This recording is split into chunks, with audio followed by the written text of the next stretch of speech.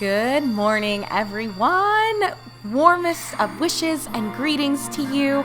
My name is Rabbit, and welcome to our brand spanking new series, which is, as you can already see on the screen and from the title of the video, Romancing SaGa. Minstrel Song specifically is the tag associated with it in Japan for the PlayStation 2. Oh my goodness, you guys. Yes, I heard and I listened based on your feedback in one of the polls that I had released a couple of weeks ago. I asked you guys from the lot of options with consoles that I had provided to you, which one would you most like to see one of our next series be on? And the overwhelming majority of you opted for a PlayStation 2 title, so here you go. Romancing SaGa, Minstrel Song. I have been wanting to play this for so incredibly long, you don't even know. It's my understanding that the original game, I think it was released in 1993 in Japan for the Super Nintendo Entertainment System. I don't believe that it saw release outside of Japan at all. I know for a fact North America didn't get it anyway. So this is kind of the first opportunity that a lot of folks in the western side of the world had the opportunity to experience the journey and the magic of Romancing SaGa. So I actually don't know a whole lot about this game outside of the fact that it is an enhanced remake and remaster of that original SNES game. I've seen the box, obviously, that the game comes in, and I've looked through the booklet a little bit, but I didn't read too much about it, so you guys can expect this entire journey to be a blind run. And when I say blind, I mean blind, y'all. I do know that this game can be somewhat complex in that it's supposedly non-linear to the max. It's meant to kind of just be an open-ended RPG where you kind of pick and choose the hero and ultimately pick and choose the quest and the adventure that you're going to have. So, you know what? Let me just go ahead and dive into the new game so we can kind of get everything rolling. I don't think there's any sort of introductory cutscene or anything that really establishes the plot or characters further. It's, I believe, just a song that kind of plays, and we know how triggered YouTube gets by music just playing in the background, especially if there are vocals with it, so we're gonna pass on that one. But before we go ahead and start flipping through the characters, you guys already know, if you have joined me for series in the past, I usually do like to give you some sort of personal anecdote that ties my history to the game's history, but unfortunately, since this is wholly blind, I don't have any experience with the game outside of what I told you I've already seen on the cover and just a couple little murmurings here and there when the game was originally released back in 2005. I'm pretty sure it was 2005 that this came out. So I was still in high school, old enough to kind of know what was going on, and oh my gosh, I love that we have options, y'all. This is so crazy. Well, aside from talking about any personal experiences, I do have a couple just general things that I want to throw out to you before we dive right in. The first one being my absolute thanks for those of you that did vote and those of you that did encourage me to move towards a PlayStation 2 title for our next game. I really appreciate having you guys along. You know, whether you are brand new, you know, welcome.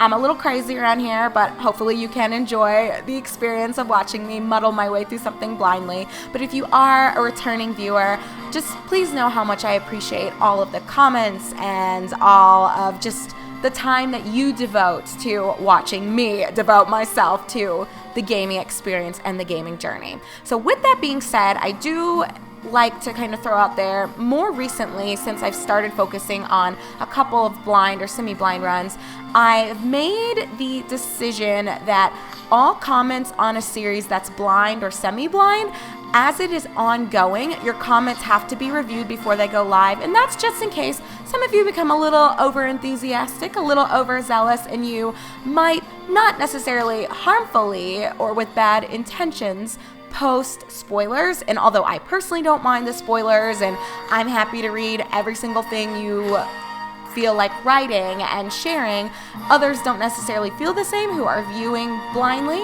So I will hold your comments until either a couple weeks after episodes have gone live or until the series is done. All of the spoiler-ish comments will then go public. So I have had people get a little concerned in the past and like, Rabbit, I've been trying to leave you comments and I'm not seeing them. Don't worry, I'm reading everything that you're posting and I'm not offended by any trolling. I'm not worried about the spoilers. I understand, but others don't really like that as much. So this is just a little quality of life change I made. So once again, don't freak out if your comment doesn't post, if it's kind of borderline spoiler-y. I just read it myself, and I will make sure that I reply and or post it / I guess approve it once the series is done, or we've gotten deep enough into it to where I feel like, you know what, you should know what to expect now. If you're clicking on something that was uploaded several months ago, there might be some spoilers. But while everything's fresh and new, let's just keep it that way for everyone. So that's the first thing I liked. Well, I guess honestly, the second thing I wanted to say. And then the last, before we dive in, and I'm like, if you can't even tell, getting a little trigger happy here. I really want to start scrolling through these characters. But the last thing I like to throw out there for you guys, I only mentioned this in the first episode and then the last episode when a series concludes, but as you guys are more than likely well aware, content creation does require a fairly large time commitment. So if you do feel like sponsoring a specific playthrough or a specific Let's Play project in any shape or form, you know, you watching and viewing is more than enough. But for those of you who have ever thought, you know, I would like to give back in a little bit of a different way or monetarily to support the channel, you do have 3 options. One being my actual Patreon account, where you can give in more of an ongoing capacity. Even as much as just $1 does make a difference for a channel that's as small as mine, but you do have that option there just to kind of make it easy for you, where you just sign up once and then that dollar can just automatically go to Rabbit Plays Games each month. If you do feel like you'd rather just do sort of a one-time drop and go sort of tip opportunity, I do have a Ko-fi account set up, as well as a direct PayPal. Links for everything, as well as my email if you ever wanted to just contact me directly. You can find everything in the description box of each episode that we'll post for this series, as well as probably every other series that's on the channel. So it's not hard to find me. It's not hard to find the links to the PayPal, to the Ko-fi, or to the Patreon, regardless of which avenue you would rather pursue. If you even would like to pursue one of those, they are all available to you in the description box, as well as in the About Me section of the channel itself, with the little tabs and the little icons across my banner. But alrighty friends, that's it. That is our welcome message. That is my just reminder / warning for those of you who do tend to post spoilers, that your comment will not go live immediately as a result of your comment containing a spoiler, and that there is a way for you to monetarily support the channel if you so choose. So alright friends, what do you say we just dive into gameplay and start scrolling through the characters and see which one we want to choose? Now, I am familiar with how a couple of these characters look, but I don't know anything about the story for them. I don't know how they play outside of what we can probably gather from their portraits. So let's just kind of click through and we'll see what catches my eye. So first we have Albert. He is male, naturally, and a young nobleman. I'm just taking a look at stats here, and I'm not sure HP makes sense. I mean, it's the standard for a lot of JRPGs where we have health points. I don't know if LP is going to be this game's version of mana. Hopefully we'll have a tutorial or something to expound further on that. We've got typical attributes and stats. Looks like strength, dexterity, intelligence, vitality, agility. I don't know what WIL stands for, COM, or CHA. I'm really not too sure, but okay. We've at least gotten a snapshot of Albert. Let's move along. We've got Aisha.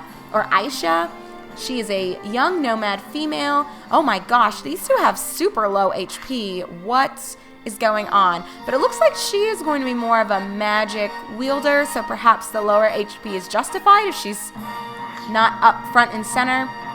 We've got Gray, who is a male adventurer. Actually, you guys, as an aside, that music, I was talking, but while I was sharing all of my opening things with you, it just occurred to me, is it just me, or does Super Mario Odyssey's music kind of sound like a remixed ripoff of this? Am I alone here? Do you guys hear it? No? Okay, let's just keep going then, because that's kind of throwing me for a loop a little bit. Anyway, Gray, male adventurer, he has quite a bit of HP. That's more of what I was expecting for starting characters. Let's see, next, number 4, Claudia. She's a female ranger. Oh god, only 65 HP. But looks like she's pretty balanced, to be honest. I'm not going to lie to you guys. I know we've only seen 4 of them, but I'm thinking I might go with Claudia. But let's at least see everyone else. We've got Jamil. He's a male thief. Attributes look okay. Holy shit, his strength is super low. Same. Oh god. I feel like everything looks a little off for him, but dexterity is high, so maybe he has high evasion. I don't know. We've got Sif, a female barbarian. Initial attributes look really good. Her HP is, woo, it's through the roof there. Actually, I kind of like the look of Sif too. So Sif and Claudia, I'm leaning towards you guys. Oh God, until I saw Hawk, the male pirate. How you doing? Oh my goodness. Y'all, he looks like a big baller. A shot caller. I'm kind of thinking maybe Hawk? I don't know. A pirate sounds exciting. And then we have Barbara, a female traveling dancer. Looks like she's pretty balanced as well. How does a dancer fight though? This is so crazy. I think the classes are a little bit all over the place, but that does make it exciting, as I did share with you guys, whether, you know, you're experiencing this blind or you're a vet to Romancing SaGa, either the original or this enhanced remake, Minstrel Song. I do think it's really cool that the game is intended to be very non-linear and give you the opportunity to kind of craft your own RPG experience. But it does make it hard for someone like me who's not entirely sure who I want to play. And whomever we choose, we're kind of stuck with them, I'm pretty sure. And that's going to be your protagonist from start to finish. And I would guess this game is going to run us at least 50 hours. So, you know what? I think I'm just going to stick with Claudia. She seems very well-rounded, very balanced, and I kind of like her design. I don't know, though. That pirate guy was looking pretty awesome, too. But no regrets. We're just going to move along, keep it going, y'all. So we've got her name. We'll just keep it. I very rarely change names for characters. I don't know. That's just how I roll personally. I don't know what CL... Oh, select class. Why would I start with nothing? I'm not sure. Looks like I guess your base stats are a little higher if you opt to not give them whatever they automatically have queued. And I would guess there's probably an advantage to having them kind of be a blank canvas for you to craft and build yourself. But since I don't know what's going on and I'm entering this blindly, I think I'm just going to opt for what she's, it seems, innately supposed to be, or at least what the game kind of predetermined her to be. So we've got bow, skills, terrology. I don't know if that's a type of magic. Maybe an earth-based magic, and search, whatever the hell that means. We're just going to keep it. Oh, and then I enter my name? Well, game, that's a little bit nosy, wouldn't you say? But very well. I will concede. We've got rabbit on here. I will confirm. It wants my sex as well. I am female, at least the last time I checked. And vibration off. I'm not a huge fan of vibration. Well, at least for my controllers, that is. No? Okay. I'll stop with the bad jokes, at least for now. Looks like this is the confirmation page. Everything looks good to me. We've got our ranger, we've got our name, we've got our sex, and we've got the skills that accompany ranger. I can't think of anything else for us to do, so why don't we... Oh, never mind. This is the final confirmation. But we are good to go. So let the journey begin, my friends. Woohoo! Mardius. South of the capital city of Melvir, there lay an expanse of forest called Mazewood. All who entered this perplexing area soon found themselves inexplicably led back outside. Oh. Thus, it became a haven for bird and beast alike.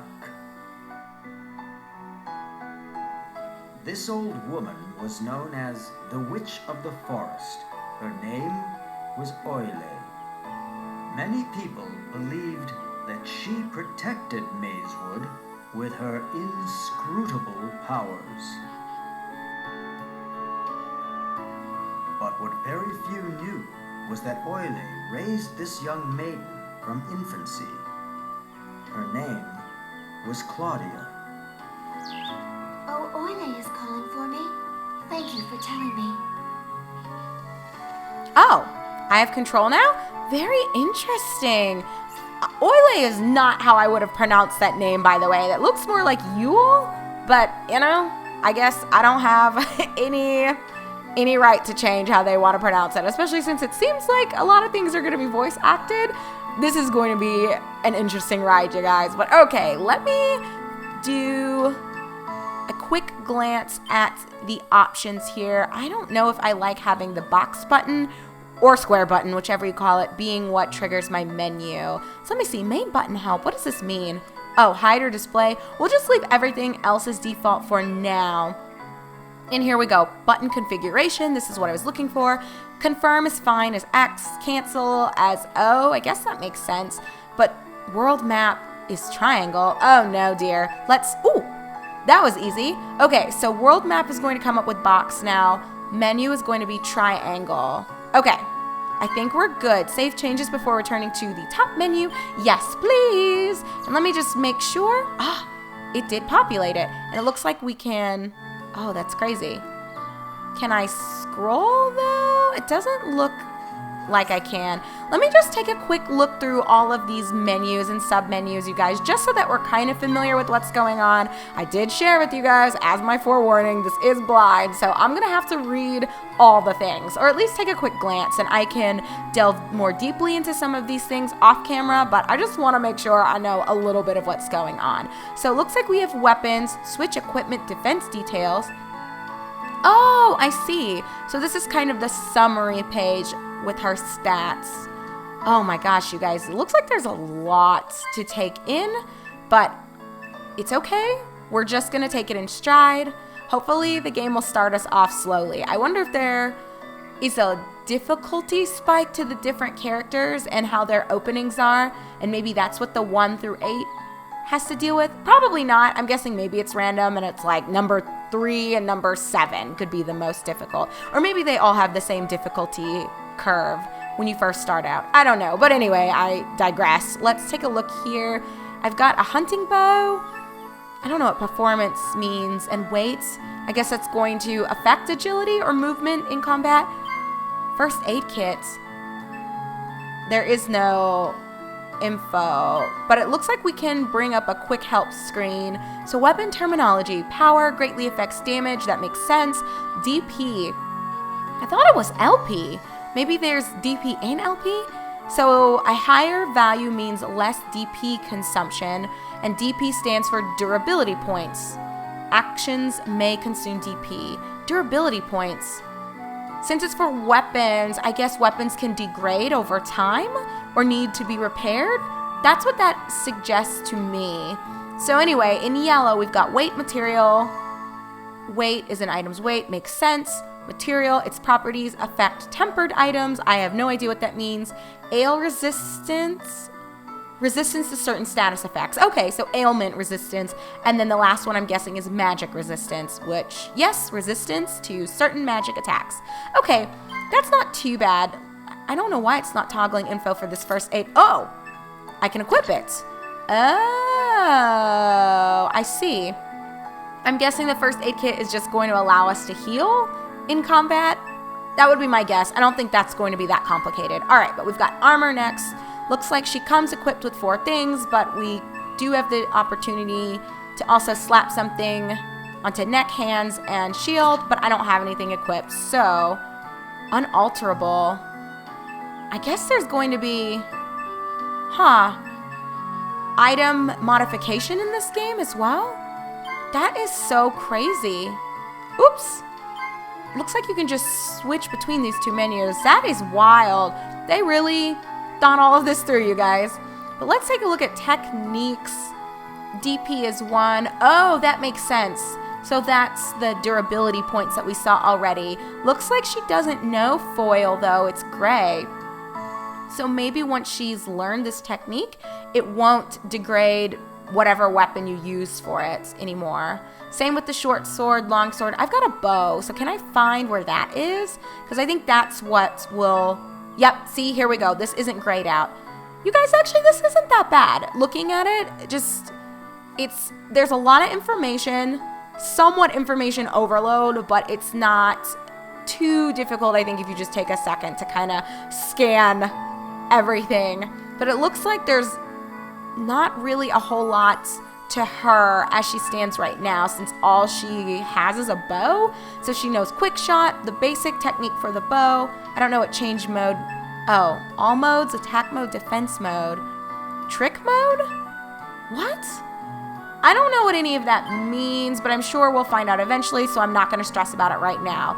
We've got power, based on attack type and character attributes. That's normal. BP cost. BP required to perform an action. What? So there's LP, DP, and BP? I don't know what BP stands for. Note, values in yellow means sometimes not consumed. Varies depending on durability. Notifies when DP is 0. Some actions may also consume LP. Oh my god. Technique modes. Each technique has 3 modes available. These are characterized or categorized by which is most effective. Okay, and the techniques, the modes are what we just saw, where there's an attack mode, a defense mode. I have no idea what trick mode means, but I'm guessing attack mode is more offensive, defense mode naturally is going to be more defensive. Maybe you'll take less damage. Who knows what the hell trick mode is? Maybe it increases your evasion? I'm just thinking back to that. I think his name was Jamil, the thief. I think he had very high dexterity, but everything else was god-awfully low. So I'm guessing trick mode has something to do with illusions or, yeah, evasion, something like that. Okay, techniques done, spells. I saw we know something called terrorology. There's pyrology, I'm guessing fire, hydrology, probably water, aerology's air, terrorology. Synthesize or deconstruct spells, what? So I don't care about the costs, but base spell is the base spell for synthesis, type, double or triple synthesis, ailments, status changes from synthesis, and species, vulnerable monster types. Oh my god, you know, maybe I take it back what I was just saying to you guys where I was like, yeah, don't stress about it. There's a lot of info, but it's easy. Now I'm thinking, oh Jesus, I don't even know what I'm reading anymore. But you do not belong to a synthesizing class. Okay, I guess that's its own thing to break down spells and create new ones. Well, at least we know some magic, or it looks like we have some proficiency in it at least, but no spells accompany it right now. So terrorology is all she's got. There's also illusion, demonology, cosmology, sorcery, bewitchery, necromancy. Okay, that's a lot to take in, you guys, but abilities? What? Okay. I don't know why they've got it set up this way. How is this different from the techniques we saw? I'm not really sure. That is so weird. I don't know what the difference is between this and the techniques. It looks the same. Quick shot's what she knows for both of them. Known techniques, battle skills. Oh, or maybe it's, oh, it shows you everything. Okay. And then proficiency? What? Search allows you to find hidden items. Find chests, discover hidden treasure chests. This is wild, you guys. I don't even know what the heck we're looking at anymore. But okay, items. Doesn't look like I've got anything. I think because I already equipped the first aid kit. Positions? Oh, what? What is easily targeted? We need to wait for this to kind of scroll back through. Okay, so front. Party member can wield most weapons effectively. All right, you can scroll a little faster, game, but it's easily targeted and damaged by enemies. Okay, so that's for the front. Can I move her somewhere else then? It's still showing front though. I don't know what this means. I moved her to the middle. Can I go up and down? You can go up and down. And look at the top where it's saying performance. You can see what is increased as a result of changing the position. Oh, I see you, game. So it looks like the bow is more effective in the middle. Party member can wield long weapons like staves and lances effectively and is not easily targeted by enemies. That's in the middle, and then the bottom or rear, party member can only use bows and spells effectively, but it is very difficult to be targeted by the enemies. Okay, so I'm guessing we probably want to go for the very bottom row, even though it looks like it'll take a little bit of a tick away from her attack, it's going to bring up her defense, and it's going to bring up her speed. This seems better. Oh my gosh, you guys, that is so crazy. So attack damage bonuses relate to position, speed. Position may affect action speed, and defense increases depending on position. Each star indicates plus 10% effectiveness. That is fascinating. Oh my goodness. Save changes before returning? Yes. So we'll leave her, I guess, in the middle and the bottom. I don't know what these rows really correspond to, but we will keep on moving. So quests. It doesn't look like we have anything, but that's cool that you can have a nice little sub-menu here that shows you everything. Doesn't look like we have any maps. Oh, except for the world map. A mysterious forest guarded by Cyril, Lord of the Wood. Unknown creatures and races are said to reside here. This is the Befall Empire in Mazewood. It looks like we can scroll out a little bit more. And there are descriptions for everything. That is so cool, you guys. We certainly won't be reading through all of these right now. We'll probably just look at them once we're ready to venture out and begin adventuring. But just to read Befall Empire, an enduring empire that has lasted 1,000 years, but it has lost many territories as its power has waned. Oh, that's too bad. Okay, that's pretty good though. I am really digging this. That's amazing. So proficiencies. Oh, they're locked. I don't know what that means, but find chess is here. I think we saw that on the other screen that gave us the summarizing statements of everything she has in her repertoire of skills. So restores the maximum number of uses at inns, highest level, category level of an activated proficiency, but proficiencies don't have levels. That is confusing. I'm not going to dwell on that. I'm sure, / I hope there will be a tutorial to expound further on that. Bonus uses. The sum of uses of activated proficiencies set by level and proficient members? Members? What does that mean? Oh, I can't. I guess it's truly locked. Or that's what it's saying. I can't add this to her. Oh, so weird. Okay, well that's really it. I don't know what quick save means or what it's going to do, so I'm not going to deal with that. And we open with options and me tinkering with things. So okay, friends, I know, not the most exciting introduction here, but you know, it was good to kind of read through the menus, become acclimated with some of the controls.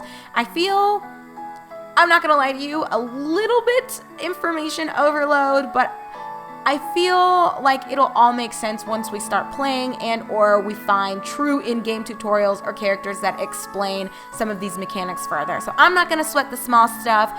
It'll be fine. I'm sure even 5 episodes from now, we're going to be pros and it's going to be easy peasy lemon squeezy. But anyway, friends, we will go ahead and part ways here. And when we come back together in episode number 2, we will venture, I guess, northward. I don't think that little creature, I believe it was a bird that talked to Claudia, said where Eule? Oily? I don't want to call her Oily. I think the name really looks like Eule. We'll see wherever that witch was hanging out. I think it was northward, but I'm not sure if that was really explained to us yet. We'll find her. She can only be in so many places. So we will tackle that together in just a moment in episode number 2. But until then, take care, be good, and I, your host Rabbit, greatly look forward to seeing you in just a moment in our upcoming episode of Let's Play Romancing SaGa Minstrel Song for the PlayStation 2. I'll see y'all in just a moment.